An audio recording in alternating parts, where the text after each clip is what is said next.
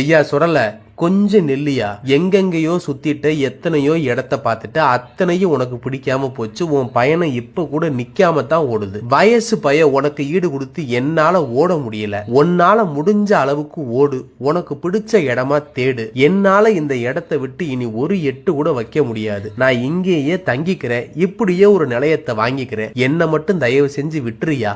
என்னமா நீயும் இப்படி சொல்ற?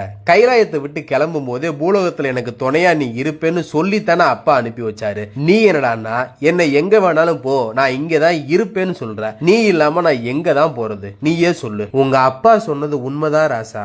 உனக்கு துணையா எப்பவும் நான் இருப்பேன், ஆனா கூடவே இருக்க மாட்டேன். உனக்கு என்ன பார்க்கணும்னு தோணுச்சுன்னா கூப்பிடு. உன் கண்ணை மூடி திறக்கிறதுக்குள்ள உனக்கு முன்னாடி ஓடி வந்து நிப்பேன். அம்மா இங்க கோவில் வாங்கி இருந்துக்கிறேன்டா, எனக்கு இந்த இடம் ரொம்ப பிடிச்சிருக்குடா ராசா. அம்மா சொல்றத கேளு. ஆமா, நீயும் அவங்கள மாதிரி தாமா. நான் சொல்றத கேளு, நான் சொல்றத கேளுன்னு சொல்றியே தவிர நான் சொல்றத காது கொடுத்து கேட்கவே மாட்டேங்கிற. நீ என்னமோ பண்ணு, ஆனா வாக்கு கொடுத்த மாதிரி மட்டும் நான் கூப்பிட்ட குரலுக்கு ஓடி வந்து நில்லுன்னு சொல்லிட்டு வனப்பேச்சி அங்க விட்டுட்டு மாடன் கிளம்புறதுக்கு தயாராகிறாரு. எங்க போறதுன்னு தெரியாம பேச்சு பாறையோட உச்சி மேல ஏறி நின்னு 8 திசையும் சுத்தி பாக்குறாரு. வாயிலும் கோட்டையும் கோபுரமும் கொடிமரமுமா கோவில் திருவிழா ஒண்ணு நடக்கிறது அவர் கண்ணுல படுது.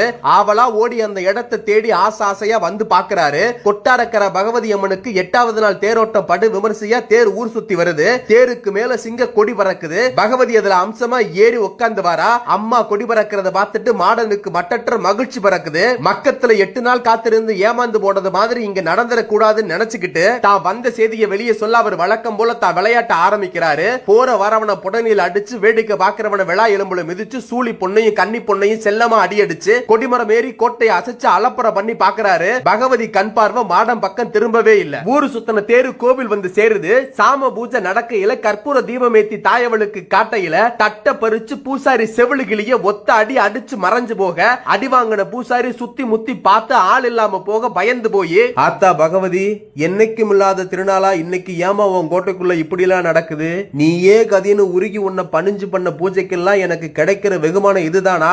கண்ணுக்கே தெரியாம எவனோ வந்து அடிச்சுட்டு மறைஞ்சு போறான், அதை நீ வேடிக்கை பாக்குற. அப்போ உன்னை நம்பி இருக்கிற எனக்கு என்ன நடந்தாலும் நீ கண்ணை திறந்து பார்க்க மாட்ட, காரணமானவனை பிடிச்சு நிறுத்தி என்ன ஏதுன்னு கேட்க மாட்ட. இப்படியே நீ இருந்த உன் கோவில் வாசலுக்கு வரமாட்டேன், உனக்கு பணிவிடை எதுவும் செய்ய மாட்டேன். ஏண்டா பூசாரி, எனக்காக சேவை பண்ணுற உனக்கு ஒண்ணுன்னா நான் கேட்க மாட்டேனா? என் மேல உனக்கு இருக்க நம்பிக்கை அவ்வளவுதானா?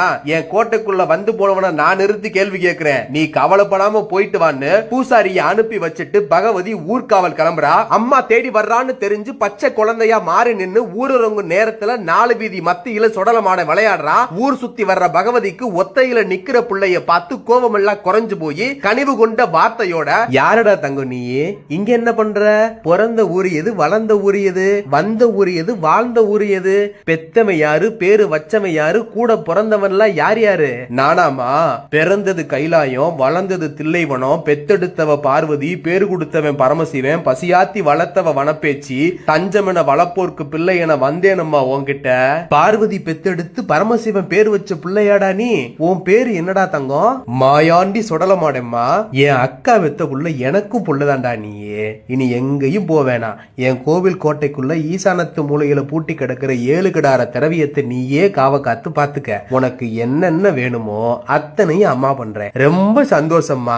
ஆனா 7 கிடார திரவியத்தை பாதுகாத்து காவ காக்க எனக்கு 7 நிலையம் வேணும், ஏமசாம ஊட்டு வேணும், 6 நிலையம் வேணும், அத்தை சாம ஊட்டு வேணும். அப்படி ஊட்டு போட்டு கொடை கொடுத்தேன்னா அந்த பொக்கிஷத்தை காவல் காத்து நான் இங்கேயே இருக்கேம்மா. சரிடா தங்கம், ஆனா முத பூசை எனக்கு, 2வது பூசை தான் உனக்கு. புழுங்கரிசி சோறு எனக்கு, பச்சரிசி சோறு உனக்கு. ஒரு கோட்டை அரிசி பொங்கி ஒரே படப்பா போட சொல்றேன் உனக்கு. சரியா?